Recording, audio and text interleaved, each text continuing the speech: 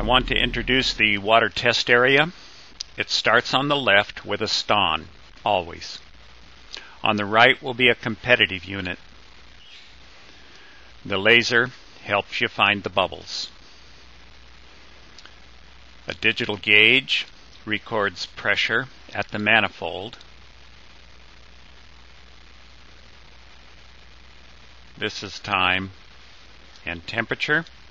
And the fast bleed-off valve, where I can take a 10-gallon simulated tire down much quicker than waiting for it to leak through the device you're looking at in the water. Now we'll move on to the testing. This is a valve that I picked up in California. It's a identical Ston knockoff. The testing process is to reach in back for this valve, turn this valve on, and watch the start of the airflow. And then, more importantly, is watch how the valves shut off. All the valves were adjusted to about 15 plus or minus a couple of pounds. I'm giving you the whole bleed down at real time on this valve. All the others will be presented at a fast forward motion, and you can get a sense of what's going on by watching both the clock and the air pressure. Notice that the Ston has shut completely off. The other valve, it's hard to say whether it has shut off or not. We're going to be testing 4 identically looking Ston knockoffs and then 3 other valves that achieve the same function. I'm now going to the fast bleed off mode, and what that's going to do is bring the pressure down faster so we don't have to wait for the leak just through the valve, but actually it's leaking back where my hand is. We're going to watch the bubble trail and see how it decreases. The pressure is decreasing, and the bubbles will get less and less and less.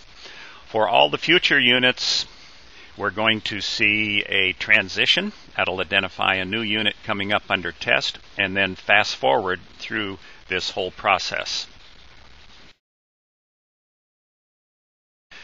This idea of testing underwater is not new. Before I went to work for Ston in 2001, when I first tested their deflators, I did an underwater test. You can go to the Ston website to see that article.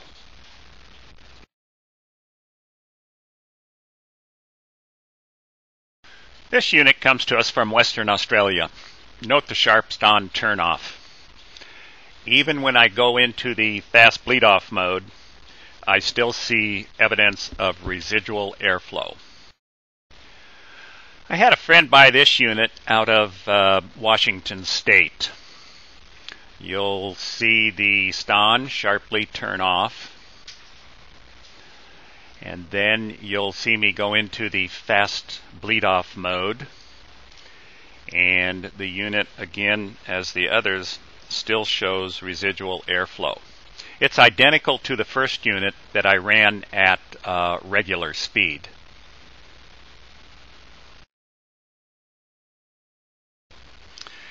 This unit was picked up in Spain.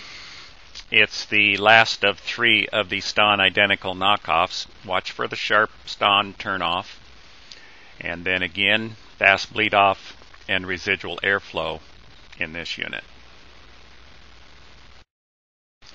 In the process of trying to adjust the other units, I was listening for a distinct snap off, which I didn't hear.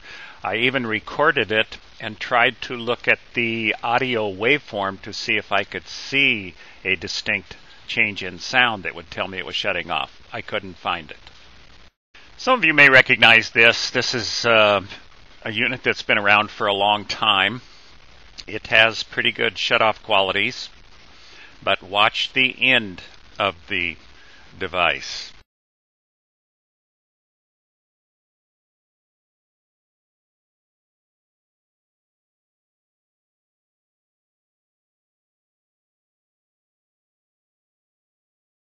This unit comes to us from east of the Mississippi, of different design. It has an external spring. Again, watch the shutoff qualities.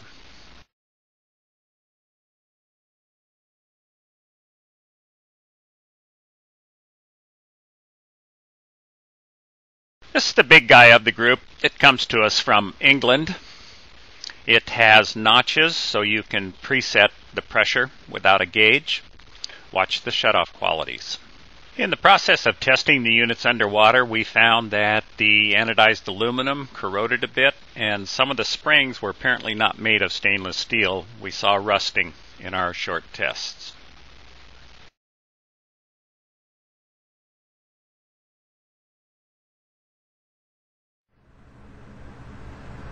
How do you know if you've got a ston? Look for ston on the adjustment cap.